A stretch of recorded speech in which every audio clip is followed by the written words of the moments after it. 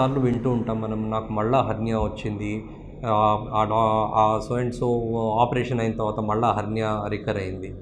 So ఈ recurrence అనేది ఎందుకు వస్తుంది? అండ్ రికరెన్స్ అనేది మల్టిపుల్ ఫ్యాక్టర్స్ వల్ల వస్తుందండి. కొన్ని పేషెంట్ ఫ్యాక్టర్స్ ఉండొచ్చు, కొన్ని సర్జరీ ఫ్యాక్టర్స్ ఉండొచ్చు. ఇప్పుడు ఒక పేషెంట్కి ఆల్రెడీ 2 సార్లు ఏదో ఓపెన్ సర్జరీ అయింది, ఆల్రెడీ ఆ ఏరియా చాలా వీక్ అయి ఉంటుంది. సో అక్కడ మళ్ళీ మనం ఓపెన్ సర్జరీ చేస్తే ఛాన్సెస్ ఆఫ్ రికరెన్స్ వచ్చే ఛాన్స్ ఎక్కువగా ఉంటుంది.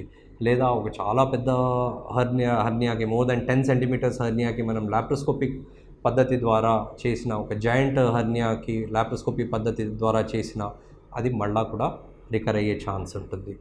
ఒక్కొక్కసారి మెష్ అనేది మనం వేయకుండా ఆపరేషన్ చేస్తే అట్లాంటి వాళ్ళల్లో హెర్నియా మళ్ళా వచ్చే అవకాశం ఉంటుంది.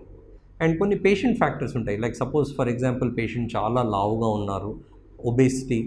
సో అందులో ఏమవుతుందంటే కండరం చాలా థిన్డ్ అవుట్ అయిపోయి ఉంటుంది. సో అట్లాంటి వాళ్ళల్లో అండ్ ఒబేసిటీ ఆపరేషన్ తర్వాత బాగా ఒబేస్ అయ్యారనుకోండి, ఆ స్ట్రెచ్ వల్ల కూడా ఒక్కొక్కసారి కండరం స్ట్రెచ్ అయిపోయి వీక్ అయిపోయి అక్కడి నుంచి వచ్చే ఛాన్స్ ఉంటుంది.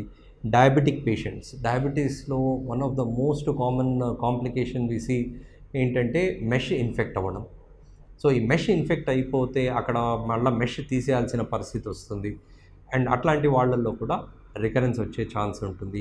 అండ్ కొంతమంది స్మోకర్స్లో మెష్ వేసినా కూడా ఆ స్కార్ టిష్యూ ఏదైతే తయారవుతుందో అది చాలా వీక్ స్కార్ ఉంటుంది, వీక్ కొలాజన్ డిపాజిషన్ ఉంటుంది. సో దానివల్ల ఇదివరకు క్యాన్సర్ రేడియేషన్ ట్రీట్మెంట్ తీసుకున్న వీళ్ళల్లో కూడా రికరెన్సెస్ కామన్గా ఉంటాయి. ఒక్కొక్కసారి మెష్ ఉన్న ప్లేస్ నుంచి కూడా వేరియస్ రీజన్స్ వల్ల మైగ్రేట్ అయిపోతుంది, ఇంకో దగ్గరికి జారిపోతుంది. అట్లాంటి వాళ్ళల్లో కూడా వస్తూ ఉంటుంది అన్నమాట రికరెన్స్.